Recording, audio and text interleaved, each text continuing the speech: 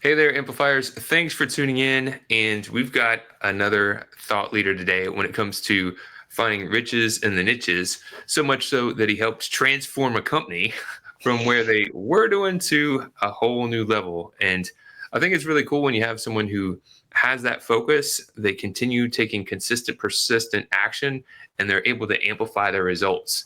And we're going to talk today about some things that he's learned on his lesson so that you can continue to grow on yours.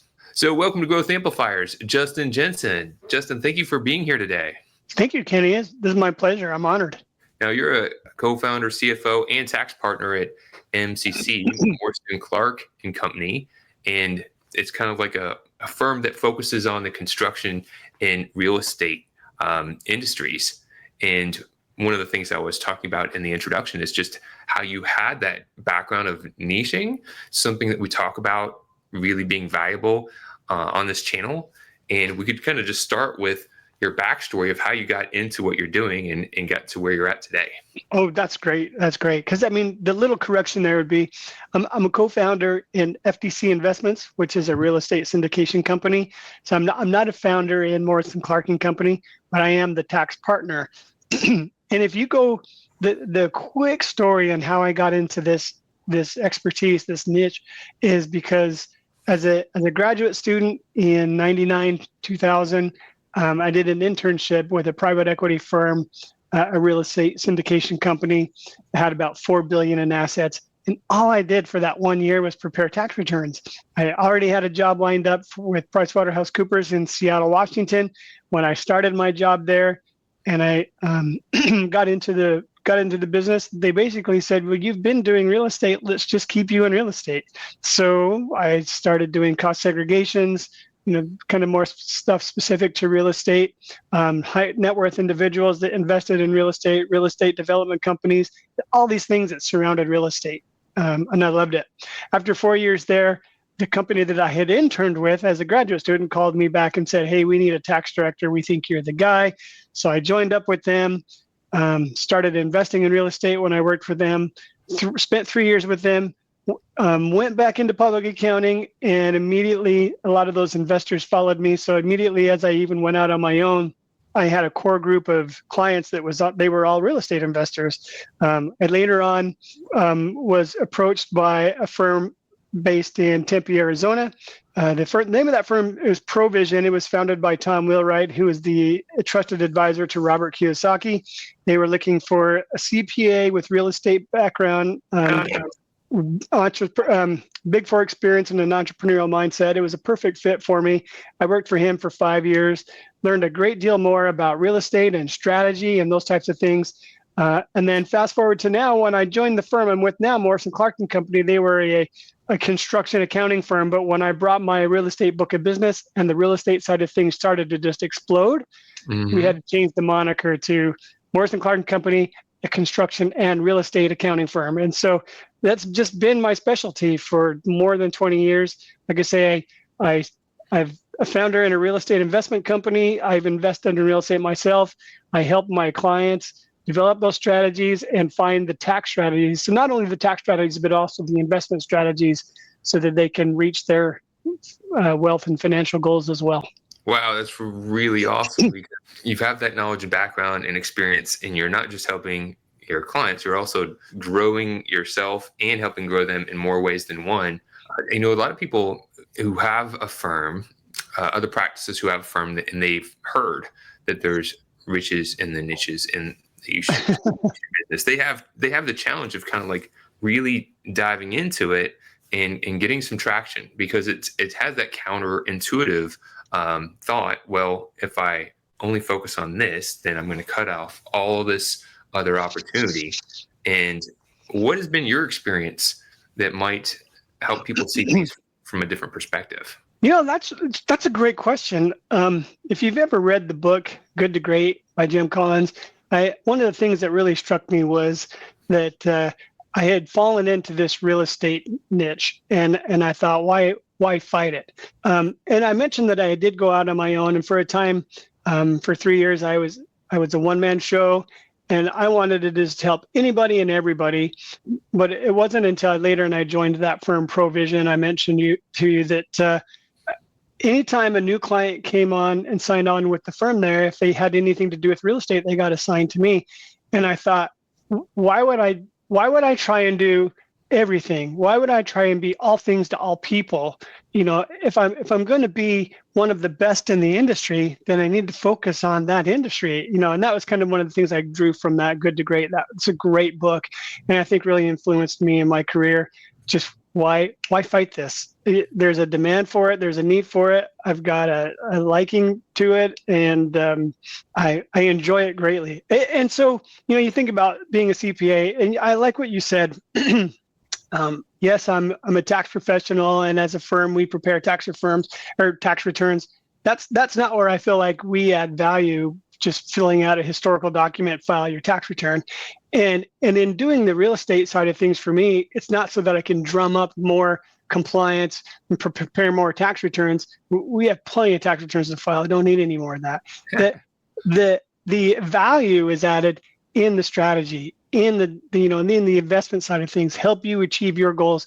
And really, and I'm not trying to be like a salesman guy here, but sure, to me, that is more fulfilling as a CPA than just filling out forms and hoping for the best. Filling out forms, in fact, I don't even prepare tax returns.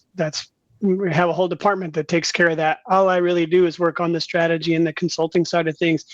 And that is so rewarding and so fulfilling, especially when you see your clients shoot the moon. Like, yeah, we did it. This is what we set out to do, and we've done it. I've got clients, honestly, that when they first became my clients years ago were full-time W-2 employees. They wanted to get into real estate and retire early. Mission accomplished. Some clients that have not paid taxes in 5 to 10 years. Mission accomplished. And it's all been through real estate, which, like I say, why would I fight it? It just came naturally, and I enjoy it, and it's very fulfilling. So some of the people that you just mentioned something that's important, right? The value that you provide is going deeper than just getting the tax work done. Right. Some people, it's got to be done, but it's not where the value is. Some people want to get to the more strategic side of things and help people grow in more ways, but they're bogged down by the compliance and the general work. What would you tell people that are kind of in that spot and they want to get past that? A lot of times they have trouble finding the right people to do the work. It's a lot of different components that they're having trouble to get from that stage to the next. What advice would you give those people? Well, that's a great question too.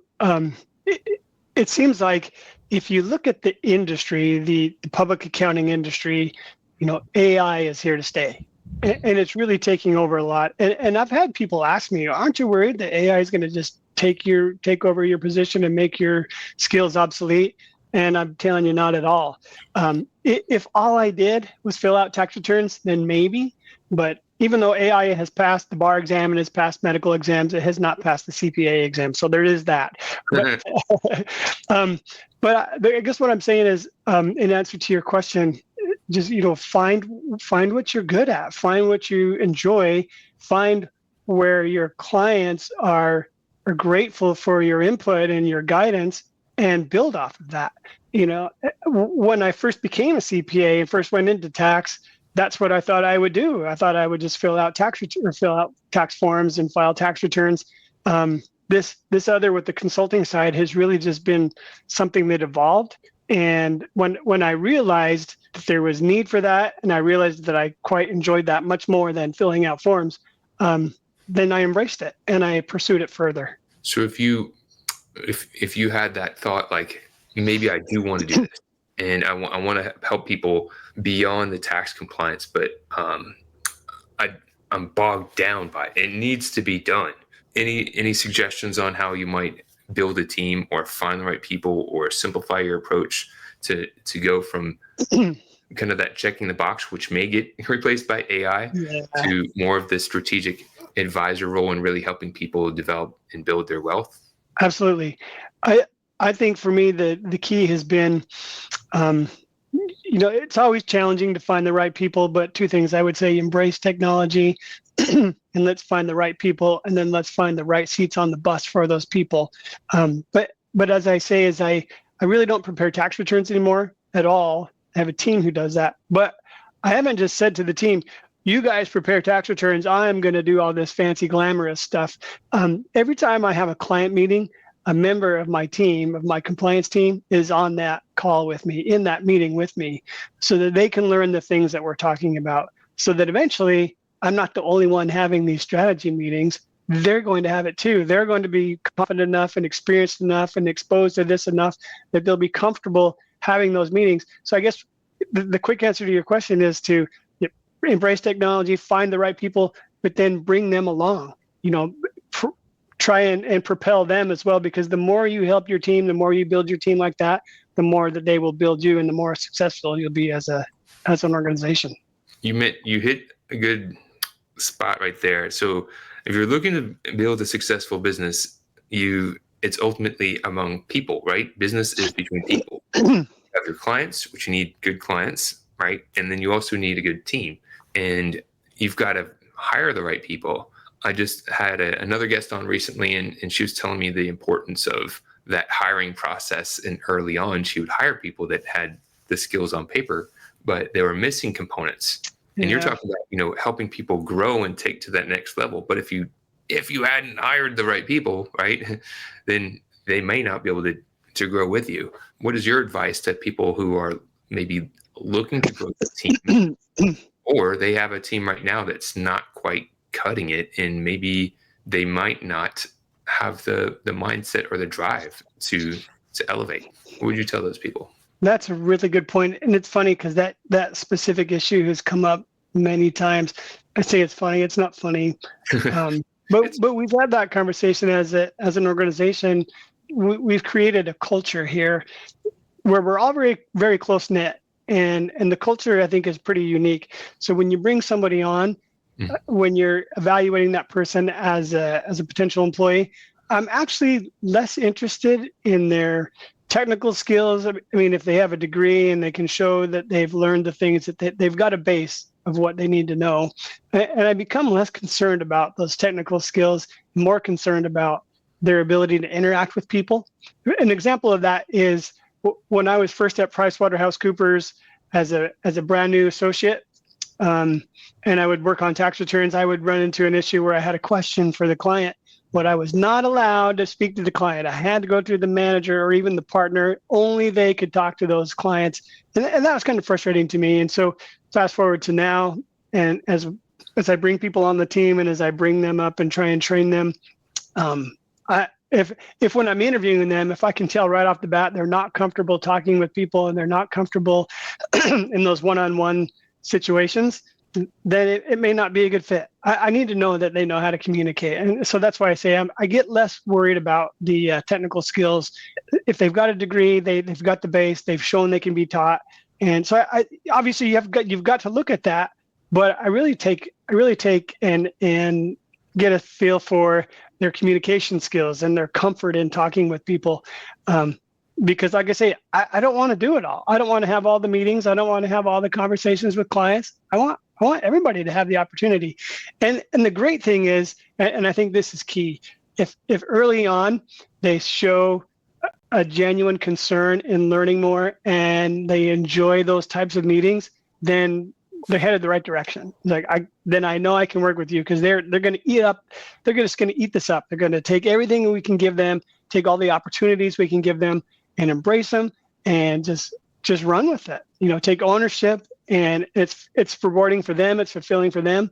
They get the experience they want, and maybe even safe to say sooner than they would otherwise in other CPA firms or other small firms that where the partner or the main relationship partner doesn't want to let go of that relationship because they're afraid that maybe they'll lose that connection, or their employee will take over and they'll get replaced. I'm fine with that. And along those lines, I've heard it said before, and I can't remember where there's a conversation in an office where someone says, well, aren't you worried that if you train all these people that they're going to just become good and then they'll go somewhere else and they'll become your competitors? And I love the response to that in that scenario is, no, I'm actually more worried that I wouldn't train them and they would stay. So you want to have sharp people in place that know the things you're trying to do, that catch the vision and communicate well. Very, very nicely communicated. I would think I'd want people who are listening and maybe thinking and frustrated with their team.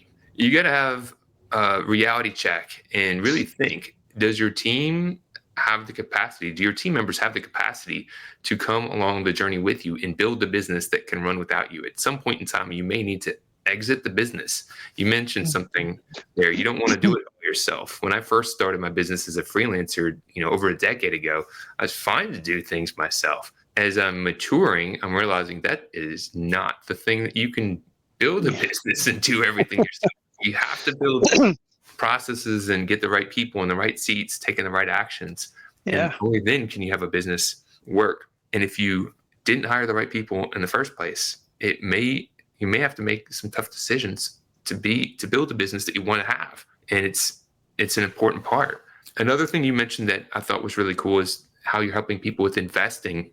So you're doing the compliance part, but then also you're helping people, save money, doing plans, but then investing into real estate. And I know that's a great idea. How do you bridge that gap to, I tell people all the time, I think a lot of practices could probably multiply their revenue if they did a better job engaging with their customers and sharing how they could better help them. How do you help people that you serve see the different ways that you can help them and grow with together? Well, that's a good question too. I tell you that it's interesting that every time I pick up a new client, it's generally because they've become disenchanted or they're no longer enamored with their current tax professional or provider.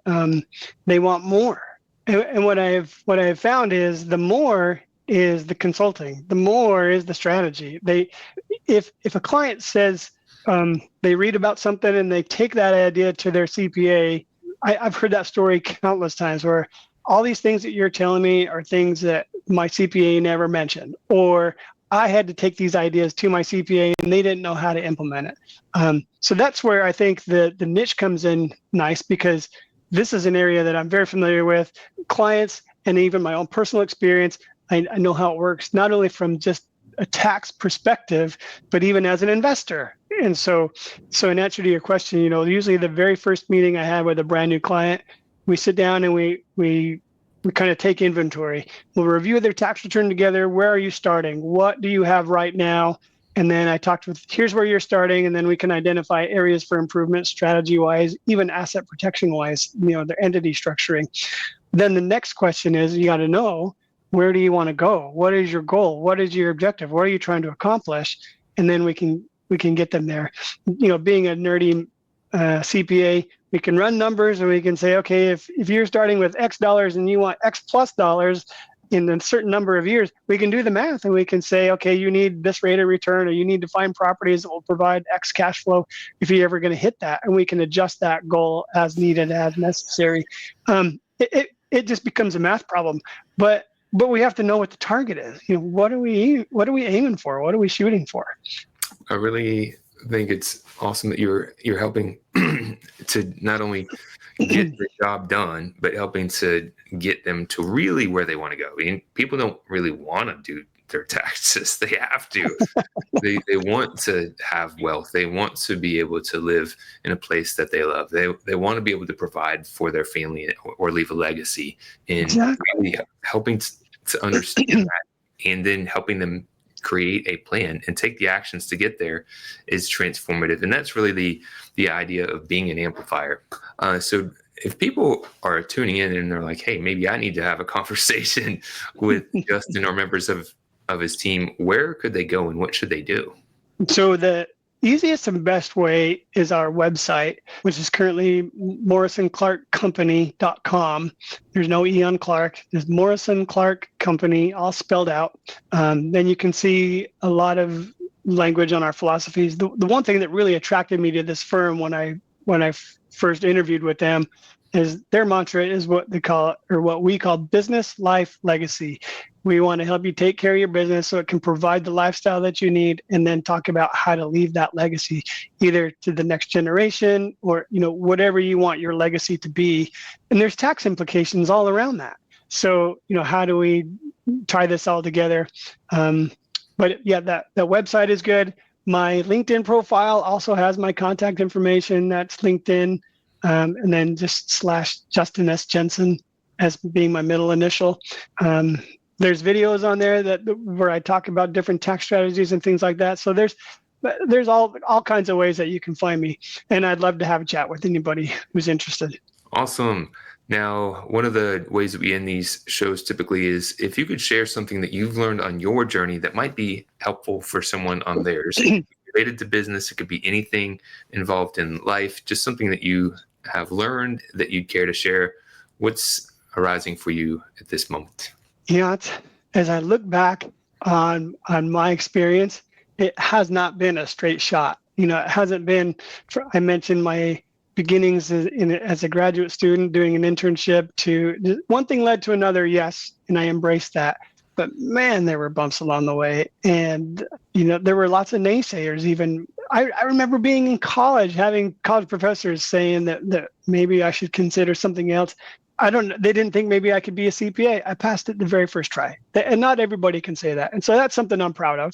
But the answer to your question is you find what you like, you find what you're good at, you find what you want to do, and you don't let go of that. There's going to be obstacles. There's going to be hurdles. Just keep your eye on the prize and keep pressing forward. And before you know it, you've got this critical mass under you and this whole foundation under you. And without even realizing it, you'll say, and not to say that, I've arrived, there's nothing more I can do. But, before you know it, you're in full stride and you're just going and you keep growing. That's great advice. Something that it's helpful to hear from time to time, because a lot of people do have highs and lows on their journey. And when sometimes they're on that downward dip, it can be discouraging and they're like, but it's part of the journey. There are going to be highs and lows on everyone's path. Keep on amplifying, keep on taking action, keep on fueling your mind and taking steps forward, and you'll get back on that upward trajectory. Justin, thank you so much for sharing your time and for being here today. I appreciate you being the amplifier you are. And it was really, really insightful answers. Thank you. Thank you, Kenny. I appreciate the opportunity. To show your support, take a moment to amplify this message by sharing it online. To connect with me or gain more business growth insights, visit www.growthamplifiers.com. Thank you for your support.